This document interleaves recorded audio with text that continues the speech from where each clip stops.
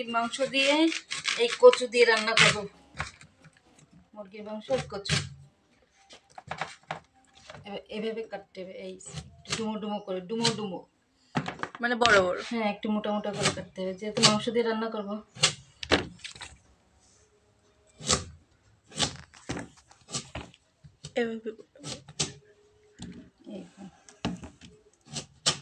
রান্না হবে আজকে।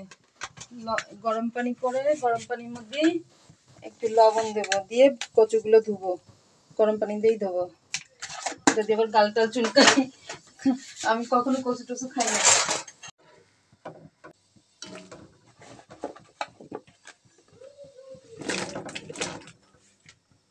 করে দেবে গরম,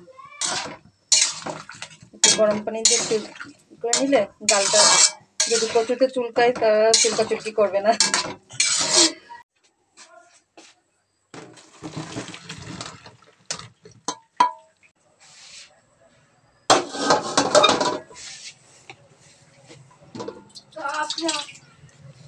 গরম পানি দিয়ে কচুগুলো একটু ধুয়ে নিলাম, এরপরে আবার রান্না শুরু করব।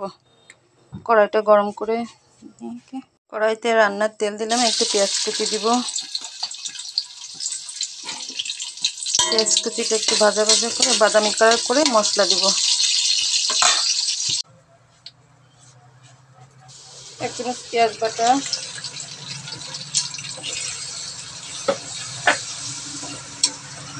আদা রসুন বাটা,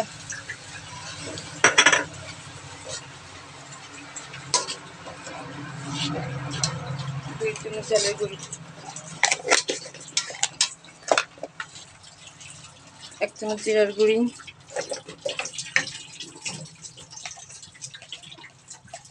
1 চামচ ধনিয়ার গুঁড়ি, 1 চামচ হলুদের গুঁড়ি,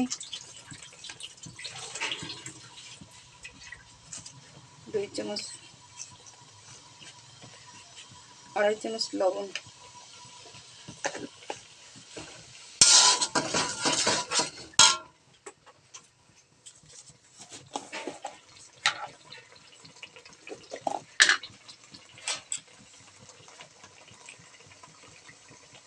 এক চামচ গরম মশলার গুঁড়ি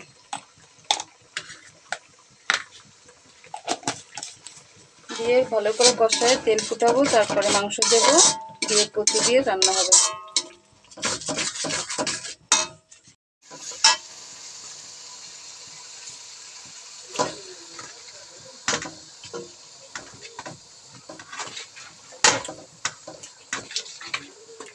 মুরগির মাংস দিয়ে একটু কষাবো, কষানোর পরে তারপরে কচু দিয়ে একটু কষে জলের পানি দেবো, তারপরে কমপ্লিট আমাদের রান্না।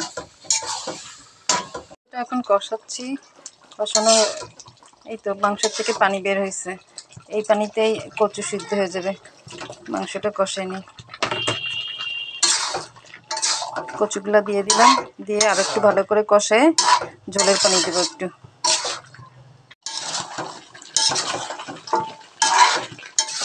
এই তো কষাচ্ছি, কষানো প্রায় হয়ে গেছে, এবার একটু ঝোলের পানি দেবো। এই যে ঝোলের পানি দিলাম, যেহেতু কচুর তরকারি তাতে একটু পানি বেশিই লাগে, কচুতে পানি টেনে নেয়, ঝোলটা কমে যাবে। এরপর ঢেকে দিয়ে রান্নাটা শেষ করব। এই তো কমপ্লিট আমার রান্না, মুরগির মাংস দিয়ে কচু রান্না।